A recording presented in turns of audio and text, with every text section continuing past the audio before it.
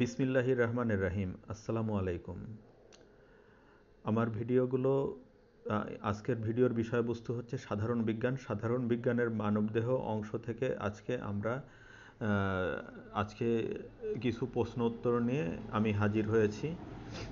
পুরো ভিডিওটির সঙ্গে থাকুন, মন দিয়ে দেখতে থাকুন। ফিরে যাচ্ছি ভিডিওতে। কি নিয়ে দেহকাণ্ড গঠিত? মেরুদণ্ড, বক্ষপিঞ্জর ইত্যাদি নিয়ে দেহকাণ্ড গঠিত। মেরুদণ্ডে কয়খানা অস্থি আছে? মেরুদণ্ডে ৩৩খানা অস্থি আছে। মেরুদণ্ডের কাজ কি? মেরুদণ্ড দেহকে সোজা রাখে এবং মস্তিষ্কের ভার বহন করে। বক্ষপিঞ্জর কত জোড়া অস্থির সমন্বয়ে গঠিত? বক্ষপিঞ্জর ১২ জোড়া অস্থির সমন্বয়ে গঠিত।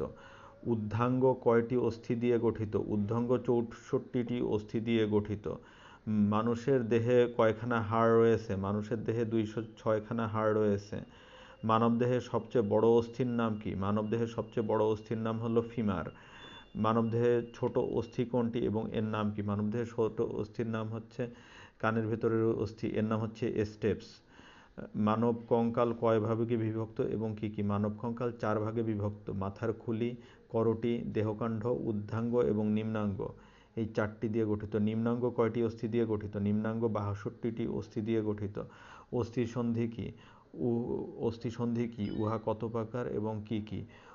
অস্থির জোড়াকে অস্থিসন্ধি বলে।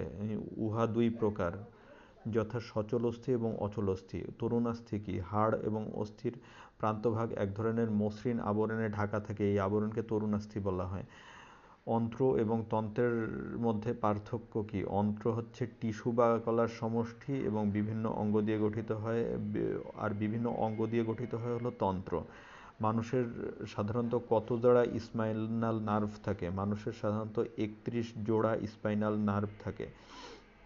ক্রোমোজোম ডিএনএর সাহায্যে মানবদেহে কি নির্ধারণ করে থাকে? ক্রোমোজোম ডিএনএর সাহায্যে মানবদেহে বৈশিষ্ট্য নির্ধারণ করে থাকে। ট্রাইকাসপিড ভালভ কোথায় থাকে? ডান অলিন্দ বা ডান নিলয়ের মধ্যে। মস্তিষ্কের ফাঁকা অংশকে কি বলা হয়?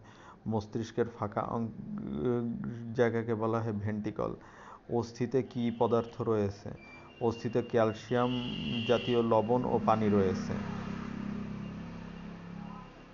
রক্তনালী এবং স্নায়ু কোথায় থাকে? রক্তনালী এবং স্নায়ু থাকে অস্থির ভেতরে। স্পঞ্জি অস্থি কি? অস্থির ২ প্রান্তে অবস্থিত স্পঞ্জের মতো ছিদ্রযুক্ত অঙ্গকে স্পঞ্জি অস্থি বলা হয়।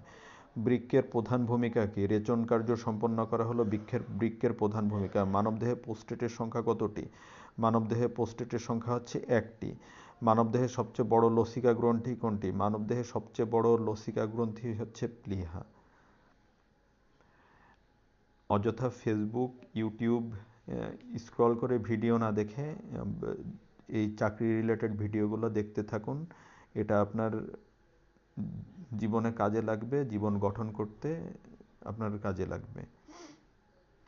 আজকের ভিডিও এ পর্যন্তই। সবাই ভালো থাকবেন, সুস্থ থাকবেন। আসসালামু আলাইকুম।